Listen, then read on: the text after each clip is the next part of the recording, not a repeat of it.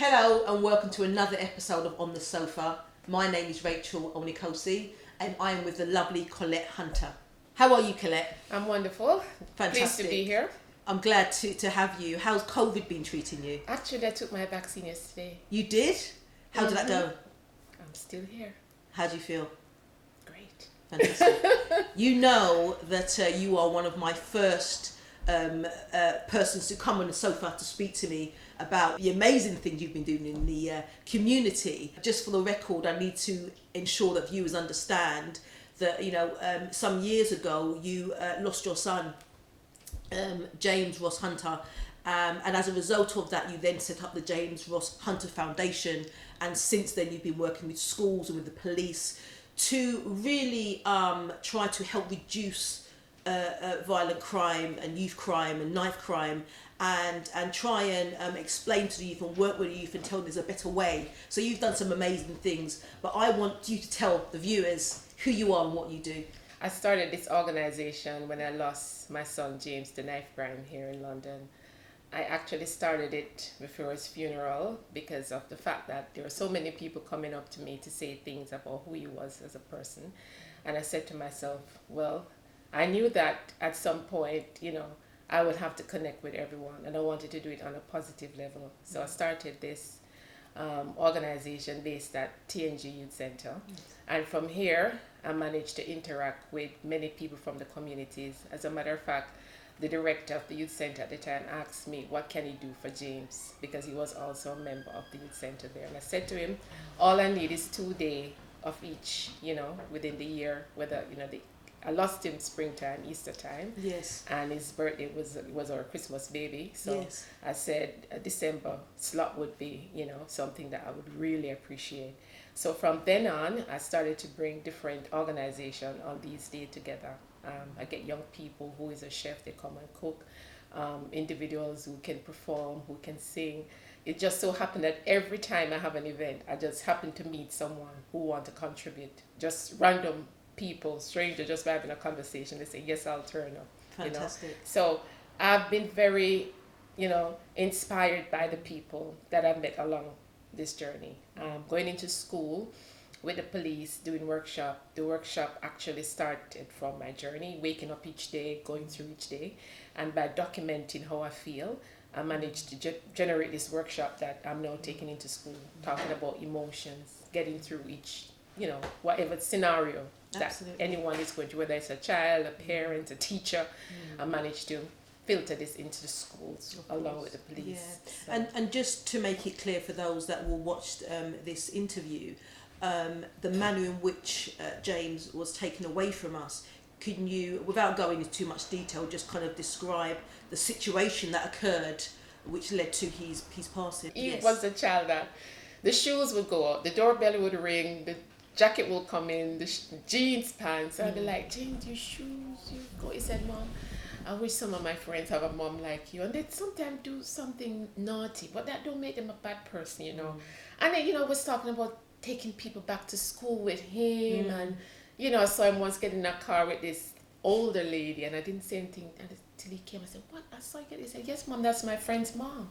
She has a disability, and we took her shopping. I said, okay. So I realized that he was just connecting and loving and sharing. Yes. And it reached a point where I said to him, I prayed a lot because we're coming from a Christian home. Yes. So I prayed, and I said, God, just guide me, let me know what's going on, because my son just can't stop loving and giving. Yes. I sat with him and I said, I'm going to lose you because of your love. And he said, Mommy, I know you're right, and I'm prepared to face the consequences of my behavior. And I remember that evening when he said that to me, I went into the next room to his brother, and I said, Ryan, James is on a journey, and we can lose him any minute. And that was how powerful his love was for people, and how, we were on the bus coming through Catford and Lawrence House, where we used to go for football with his friends. He looked over and he said, Mom, they sold that place. My friends have nowhere to go. And he had tears in his eyes. And I was like, oh my God. And I remember I wrote on my phone, because I started to write then. I started to express myself. And I remember I write that day, I cannot change this world, but I can change my attitude regarding this world. Absolutely. And you know when you write on your phone and it dated the date. Yes. And that was the day I lost my son. Because I was thinking about him so much, about what he wanted to do. And I remember... What date was that? The 31st of May. May. And year? 2014. 2014. And when it happened, I got the call. That day, I remember I came home and I was just trying to reach him, you know, to say I'm having Chinese, you know. And he texted and said, Mommy, just order me anything. He was next door, his friend. And I remember I was lying in bed and then I jumped up. And then as I jumped up, my phone rang afterwards. And then it was a phone call to say James was stabbed just across the road. And I got dressed and I said to my son, this might be it. James might have gone, not knowing what I was going to face. I said, I'm going to go down. And he said, Mommy, I'm coming with you. I said, you don't have to. He said, no, Mom, I'm coming. We walked down and I remember seeing the ambulance there just across the youth center, the one that he loved to go to because they make music there. And that's the TNG? The TNG, yeah. So that's the Youth Generation Centre in Sydenham, Lewisham, yes? Yes, okay, yes. So when we went there, I noticed that the ambulance wasn't moving and the area was lined off. And I said to my son, James is gone. And you know, we held each other, you know, we started to cry, and the police, they said, is that Collect? And I said, yes, and I walked over, and I remember saying to them, maybe if you just let me go over and just say, okay, don't go yet. I know you're here working and you try to do this, but stay around for a little bit more, you know, don't go, you know. But they said, no, we tried to save him, and we don't want you to see what he's looking like at that point. And I remember they said, who, you know, do you have any family? I said, yes, my husband is here in central London. They said, okay, we're going to go get him. So I called him, and they blue lighted him all the way over to me. And I'm telling you, the dreams were nonstop. That child, he just kept dreaming me. The first dream, he was around a table with all black boys in white, and there was a superior being at the table. I couldn't say if it was a man or a woman, but he was on the right side talking about his journey, and he said, down there I lived everyone's life. I understand what everybody went through. And it wasn't after that dream I started to meet people that I realized the different flavor of people that he knew. Absolutely. People, young people living in the park, you know, even old people. This gentleman, he was going up into his 90s. He wanted to write a book about James. I didn't know him. It was James' friend. Sounds amazing. And it turns out that this gentleman, he actually, when he died the following year, a day after James' anniversary, his daughter reached out to me from California. And she said all her dad spoke about was James. And I remember she contacted me and said she would like me to come to the funeral. She's going to have it here in the UK. I went to the funeral. It turns out that he was already an author, already wrote 4 books. Okay. You know? Okay. So I then get more empowered. Of course. I started to feel more inspired because I said, this child came here in this community. He actually saw this boy that was being attacked by a group of boys. And he could have been one of the person watching. Of course. But what he did, he went into that crowd of boys with the knives. Yes. And the witness said that they could not control James. Yes. Because he went in with so much force. Yes. Just for the viewers, just so we make it absolutely clear for them, there was an altercation happening. Yes. And your son James Ross Hunter went to intervene to diffuse the situation, and as a result of that he ended up being stabbed, unfortunately, and he died from those stab wounds. The witness came and met with me at one of my events because he lived next to the youth center, pretty much just a couple 2-3 houses, because he said, I saw everything, Colette. He said, when your son died, it was magical. The sky changed color. Your son went into a group that were carrying knives, and that boy, he was actually stabbed 3 times when James actually went in to say, to punch them off him, because they ran. When he went in and challenged them, they ran, except the one that remained. The witness said James was now sweeping the floor to get the knife from him, but the boy switched the knife from one hand to the other knife and stabbed James in the heart, so he went within minutes.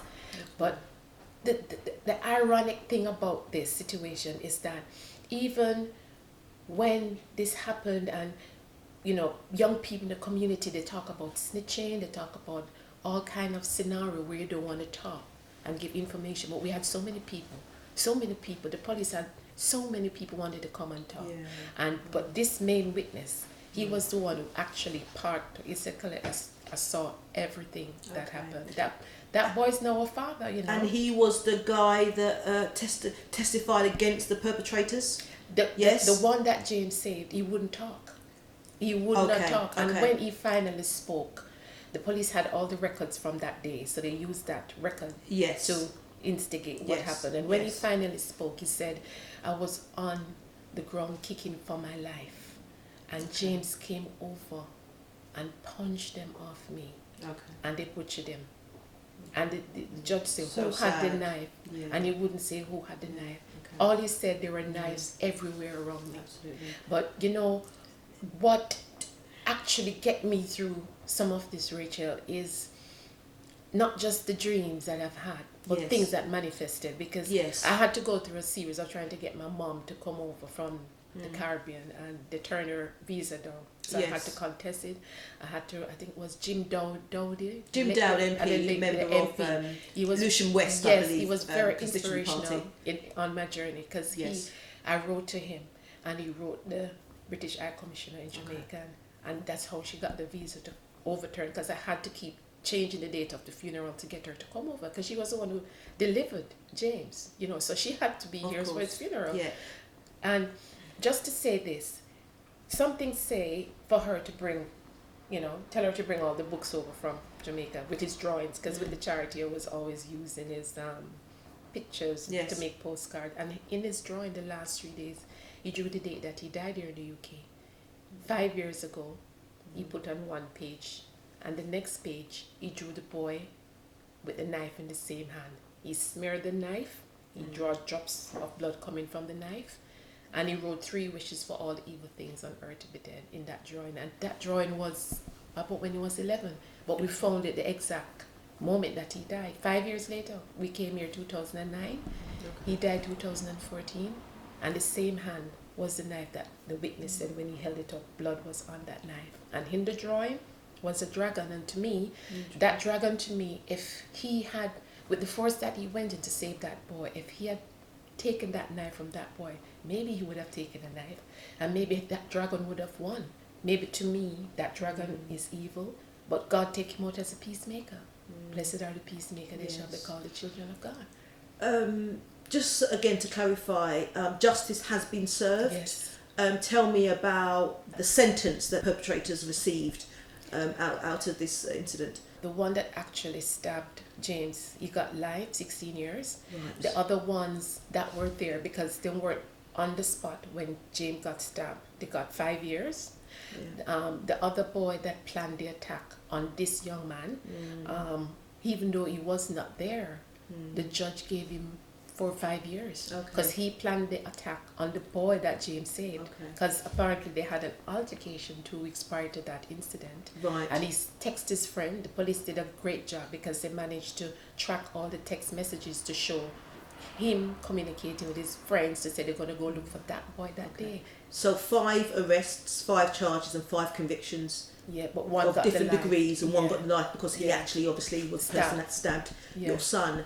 How do you feel towards those individuals now? I remember when I went to the Old Bailey, I looked up at them and I just wanted to cry. I just wanted to hug them. I just looked at them and I'm seeing another mother's child. You know? You okay? Yes. You know?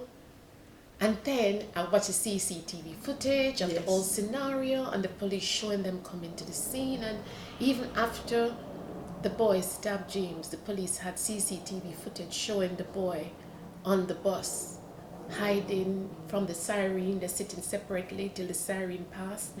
They get on the bus, they don't hold on to the railings, they hold on with here.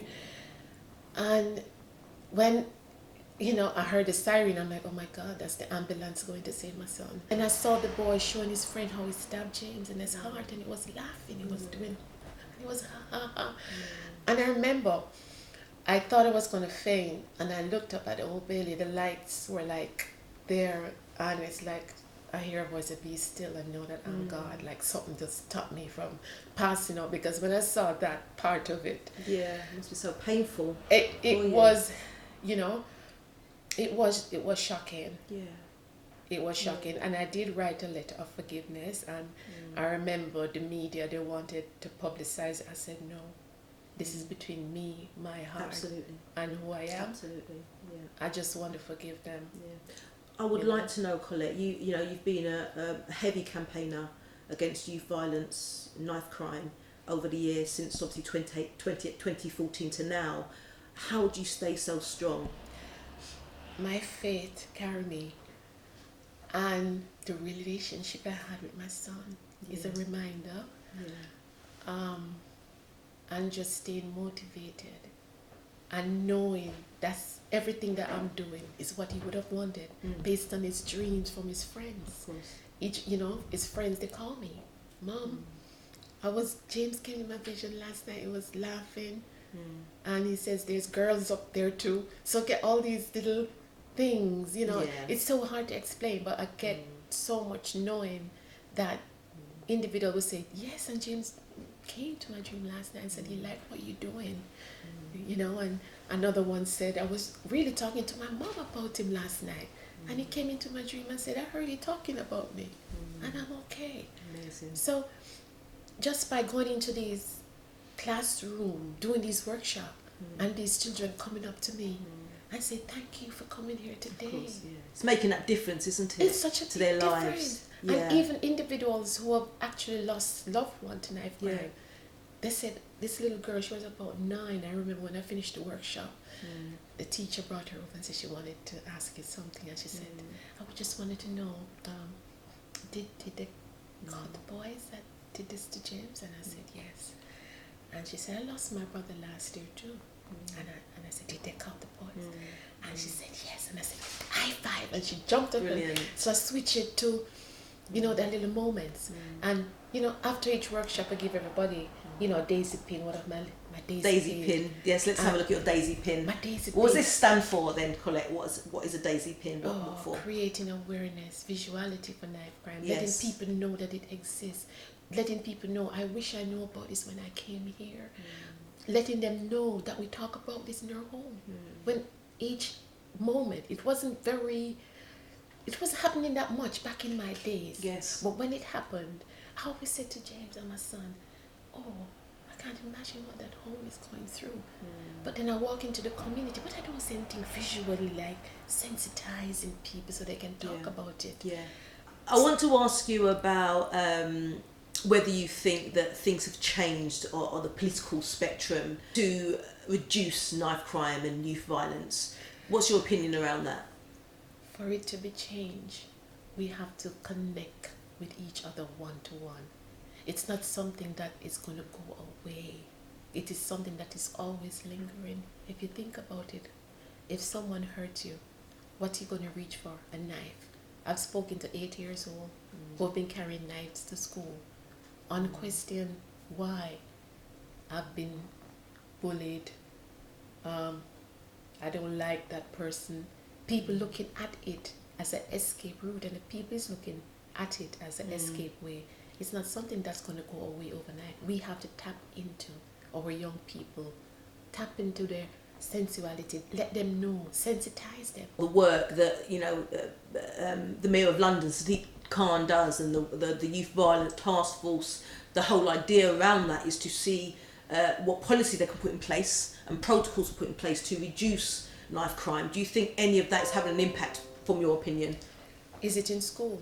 Whatever they're doing, is it in school? Oh, well, I'm asking you, do you think any of that's having an impact? Do you know about it? It needs to be in school. Okay. I don't see where it's in school. Okay. When I go into a school and I do a workshop with these young people, New Woodland was the last one we went to.